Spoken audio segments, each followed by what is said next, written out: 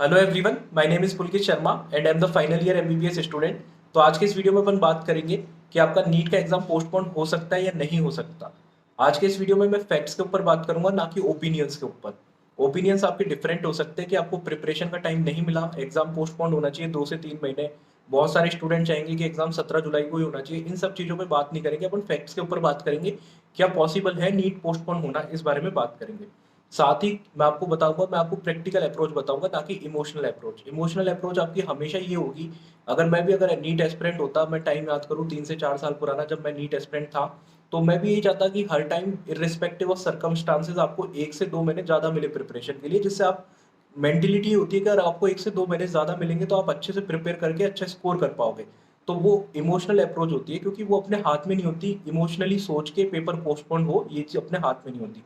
Practically क्या possible है आज की सिचुएशन के हिसाब से, अपन उस बारे में बात करेंगे, ठीक है। क्योंकि कल मैंने एक वीडियो बनाया था यूट्यूब पे नीट पोस्टपोनमेंट से रिलेटेड। उसके कमेंट सेक्शन में जाके मैंने देखा तो बहुत सारे बच्चों ने मेरे को कमेंट सेक्शन में बोला कि आपको क्या ही फर्क पड़ता है, हमारा एग्जाम पोस्टपोन हो नहीं हो, आपका तो सिलेक्शन हो गया और हमने 6 महीने काउंसलिंग में वेस्ट करे। ये सारी चीजें उन्होंने बोली, जो कि कुछ हद तक ठीक भी है। 6 महीने काउंसलिंग चली, वो सब ठीक है। पर आज के दिन आपके हाथ में क्या है? ये 17 जुलाई मैंने तो डिसाइड नहीं करी है, 17 जुलाई एनटी ने डिसाइड करी है। आपको पहली चीज तो ये समझनी है।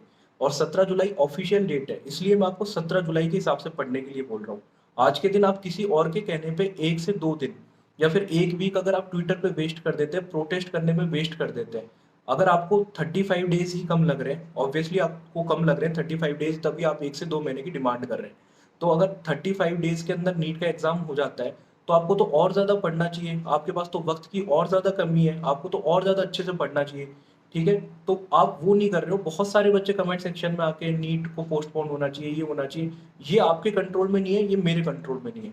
आपके कंट्रोल में और मेरे कंट्रोल में क्या है कि आपके पास जितना टाइम है, ठीक है, आपके पास जो टाइम है आपको उसको अच्छे से यूटिलाइज करना है, ठीक है। उसको अच्छे से यूटिलाइज करके आपको सिलेक्शन लेना है इस साल कैसे भी, एट एनी कॉस्ट। देखो बहुत आसान है, 90 या 95% एस्पिरेंट ये चाहेंगे कि एग्जाम पोस्टपोन हो।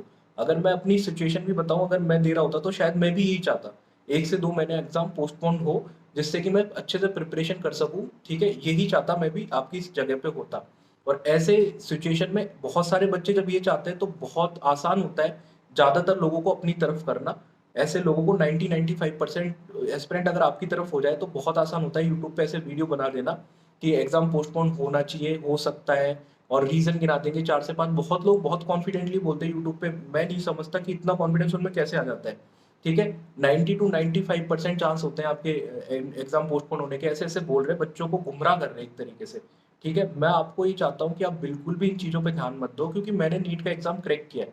मुझे पता है, मैंने फेलियर भी देखा है, मैं ड्रॉपर था और मैंने एग्जाम क्रैक भी किया है। तो मैं आपको बता सकता हूँ सिचुएशन में कि आपको लास्ट का 1 महीना कितना क्रूशियल होता है। आपको इन सब चीज़ों से दूर होना है, सब डिस्ट्रैक्शन से दूर होना है। आपको इन सब चीज़ों पे बिल्कुल भी फोकस नहीं करना है, ठीक है। ये चीज़ें लास्ट तक चलती रहेंगी। और पिछले 2 साल से मैं स्टूडेंट्स को देख रहा हूँ, जिन लोगों ने इन पे ध्यान दिया उनका सिलेक्शन नहीं हो पाया है। आज के दिन जिसका सिलेक्शन होगा वो इन सब चीज़ों पे ध्यान नहीं दे रहा है। और मैं आपको बिल्कुल फैक्चुअल चीज़ बताऊँ तो ये सब चीज़ें नीट पीजी के अंदर भी हुई थी। नीट पीजी के अंदर भी स्टूडेंट सुप्रीम कोर्ट तक गए थे। फिर सुप्रीम कोर्ट ने क्या बोला?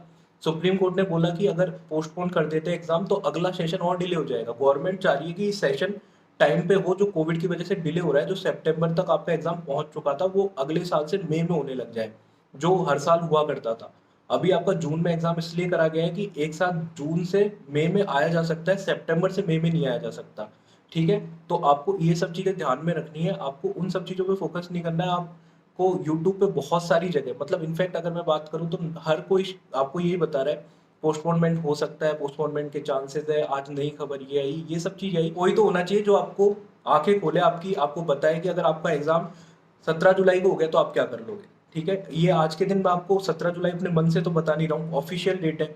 इसी हिसाब से आपको प्रिपरेशन करनी चाहिए, यही आपकी अप्रोच होनी चाहिए। इरिस्पेक्टिव ऑफ दिस कि आप ये सोचो कि एग्जाम पोस्टपोन हो जाएगा, आप आराम से कर सकते हो। अभी 35 डेज है, बहुत ही क्रूशल 35 डेज होते हैं। लास्ट के 35 डेज मेरे को पता है बहुत स्टूडेंट आपके सीरियस स्टूडेंट है, सीरियस एस्पिरेंट्स है, तभी वो नीट पोस्टपोन चाहते हैं, जिससे वो अच्छे से पढ़ाई कर सके। पर अगर वो अपनी अप्रोच अपन चेंज कर देते हैं, और अगर आप ये मान लेते हैं 1% अगर आपका नीट पोस्टपोन हो जाता है, ठीक है, तो अगर आप एक 35 दिन ज्यादा पढ़ लोगे तो आपको नुकसान तो नहीं हो जाएगा, बिल्कुल भी नुकसान नहीं होगा। तो आपको ये सब चीज़ें खुद के ऊपर नहीं डालनी है। आपको प्रोटेस्ट करने नहीं जाना है, आपको ट्विटर पे नहीं जाना है, ट्वीट्स नहीं करने हैं, आपको सिर्फ़ अपनी पढ़ाई पे ध्यान देना है। क्योंकि 35 दिन के बाद में अगर एग्ज़ाम हो जाएगा, तो आप ऐसी सिचुएशन पे पाओगे कि आपको पछतावा होगा कि मैंने पिछले 1 महीने में क्या करा। अब बहुत सारे स्टूडेंट आके कमेंट सेक्शन में उस तरह के कमेंट करते हैं, तो मेरे को पर्सनली बुरा नहीं लगता, मुझे उन स्टूडेंट्स के लिए बुरा लगता है कि इन बच्चों को कितना किस हद तक गुमराह किया गया है। ठीक है? अब मैं उस चीज़ में जा ही नहीं रहा, आपको टाइम कम मिला, आपको टाइम और मिलना चाहिए था, वो सब चीज़ें एनटीए को डिसाइड करनी थी, एनटीए को सोचनी थी। आज के दिन क्या हो सकता है, आज के दिन आपको क्या करना चाहिए, आज के दिन आपके हाथ में क्या है, मैं सिर्फ़ उस चीज़ में आपको बता रहा हूँ। तो आज के दिन आपके हाथ में है कि आप पढ़ें, अच्छे से पढ़ें, लास्ट को 1 मंथ को बहुत अच्छे से यूटिलाइज़ करें और आप सिलेक्शन लें अपना, ठीक है? और इन सब चीज़ों को न्यूज़ों से दूर हो जाएँ, क्योंकि बहुत ऑडियंस बेस बनाना बहुत आसान है, बहुत सारे लोगों को अपने फ़ेवर में करना बहुत आसान है, जैसे मैंने बता दिया। आप उन सब लोगों पे ध्यान मत दें, हर किसी का अपना पर्सनल मोटिव होता है इस चीज़ को लेके बोलना कि नीट का एग्ज़ाम पोस्टपोन हो सकता है, हमारे साथ आइए, क्योंकि ये सब चीज़ें मैं बहुत पहले से देख रहा हूँ। 2016 से मैं देख रहा हूँ, नीट 1, नीट 2 हुआ, फिर 17 में भी सुप्रीम कोर्ट में केस हुआ, ठीक है, एग्ज़ाम वापस होने को लेके 2018 में भी ये सब चीज़ें हुई, सुप्रीम कोर्ट में स्टे लगा। तो बहुत सारी चीज़ें हर साल कुछ ना कोई केस जाता है सुप्रीम कोर्ट में नीट से रिलेटेड। तो ऐसे चीज़ें आती हैं सामने जब लोगों को एग्ज़ाम वापस हो, एग्ज़ाम पोस्टपोन हो, इन सब चीज़ों में उनको ऑडियंस बेस ज़्यादा मिल जाता है। ऑडियंस ज़्यादा होती है, लोग ज़्यादा फ़ेवर करने वाले होते हैं, तो बहुत सारे लोग इन सब चीज़ों में आ जाते हैं। तो आपको उन सब चीज़ों में उनके फ़ायदा हो रहा है, आपका कोई फ़ायदा नहीं हो रहा बेटा।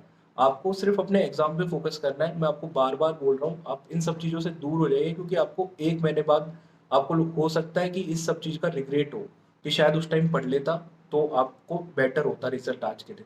तो अगर आप मेरी बातों से सहमत हैं, तो वीडियो को लाइक कर दीजिए, लोगों तक शेयर कर दीजिए, चैनल को सब्सक्राइब कर दीजिए, नीट से रिलेटेड कंटेंट के लिए।